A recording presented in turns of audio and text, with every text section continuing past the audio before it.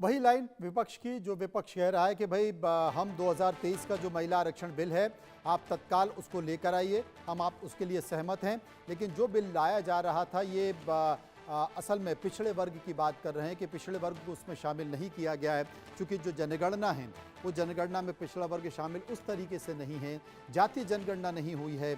इसलिए 2011 के जरिए सरकार खेल करने की कोशिश कर रही थी, हमने सरकार का खेल बिगाड़ दिया और ये जो बिल है वो बिल फेल हो गया, खारिज हो गया और यही एक महत्वपूर्ण कारण था। लेकिन जैसा कि मनोहर हमारे संवाददाता हमारे साथ बने हुए हैं, मनोहर बता रहे हैं कि जो सरकार और एनडीए के साथ जितनी भी महिला सांसद हैं वो इस वक्त संसद के परिसर में है, गेट पर मौजूद हैं, विपक्ष पर नारेबाजी कर रही हैं, नारी विरोधी नारे लगाए जा रहे हैं। क्या नारे लगाए जा रहे हैं मनोहर?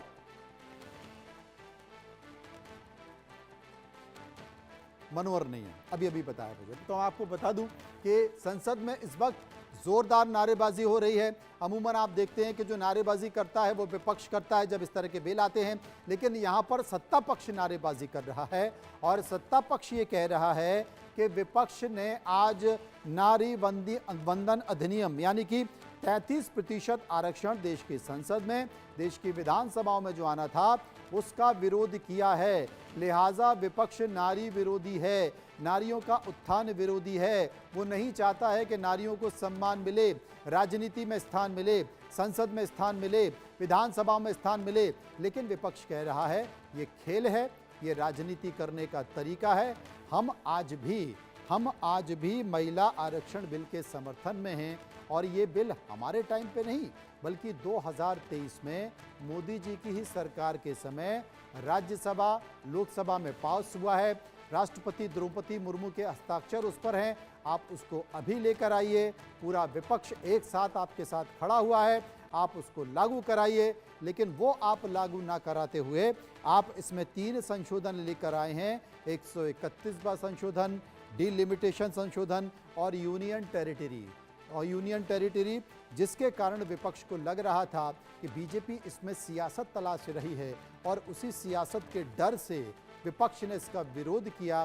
संसद खत्म हो चुका है, 11 बजे तक के लिए स्थगित कर दिया गया है।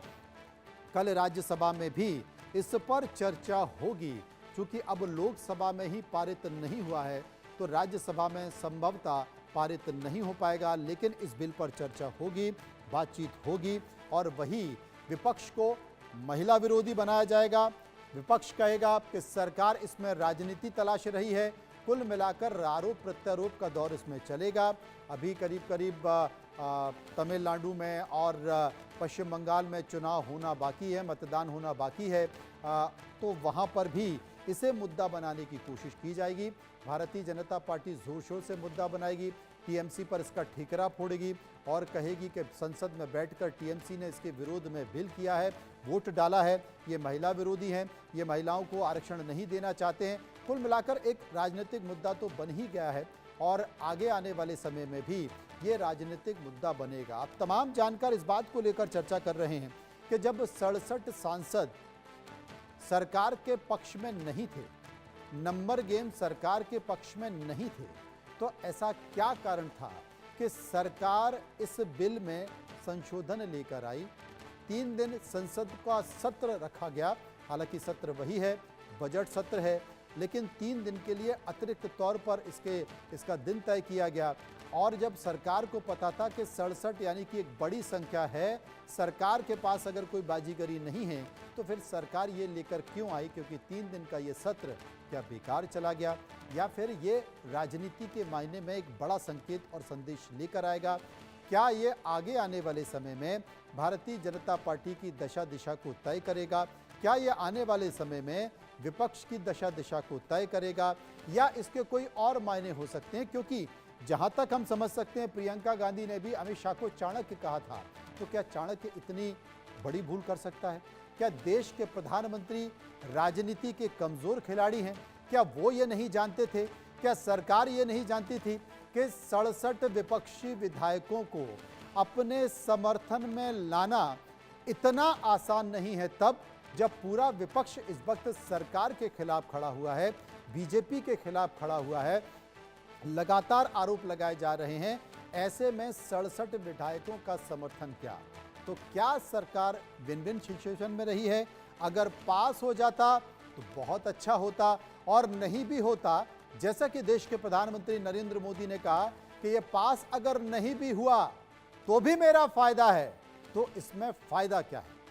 अब इसका विश्लेषण आप स्वयं कीजिए, इसकी परिभाषा आप स्वयं रखिए, क्योंकि खुद देश के प्रधानमंत्री ने कहा कुल मिला के अब जमीन पर लोगों के बीच जाकर जो राजनीतिक पार्टी लोगों को भरोसा दिला देगी वही इस गेम में जीत जाएगी। अगर बीजेपी ये बता देती है कि वाकई विपक्ष नारी विरोधी है, वाकई विपक्ष महिला आरक्षण विरोधी है, तो बीजेपी भारी पड़ेगी। और अगर विपक्ष वाकई लोगों के बीच जाकर ये भरोसा दिलाने में सफल हो जाएगा कि सरकार इसमें राजनीतिक नीति ढूंढ रही थी, हम तो 2023 के महिला आरक्षण बिल के समर्थन में थे, लेकिन सरकार ये जो 3 संशोधन बिल लेकर आई थी, उस बिल में गेम खेल रही थी, राजनीति कर रही थी, डिलिमिटेशन का खेल कर रही थी, तो बात अलग हो सकती है, समर्थन में जा सकती है। लेकिन ये दुधारू तलवार है, ये दुधारू तलवार कहाँ पर वार करेगी, कहाँ घाव करेगी, कह नहीं सकते। ये सिर्फ भरोसा जताने का विषय है कि जनता के बीच जाकर भरोसा कौन कायम रख सकता है। अब ये खेल उसका है, क्योंकि संसद में जो नंबर का खेल था वो आपके सामने आ चुका है। नंबर का खेल वही है, 298 वोट सरकार के पक्ष में पड़े हैं, 230 वोट सरकार के विरोध में पड़े हैं। 2/3 मतों के साथ, 2/3 बहुमत के साथ इस बिल को पास होना था, जो कि नहीं हो पाया। 48 सांसदों के वोट कम पड़े हैं, लिहाजा लोकसभा में महिला आरक्षण बिल गिर गया है।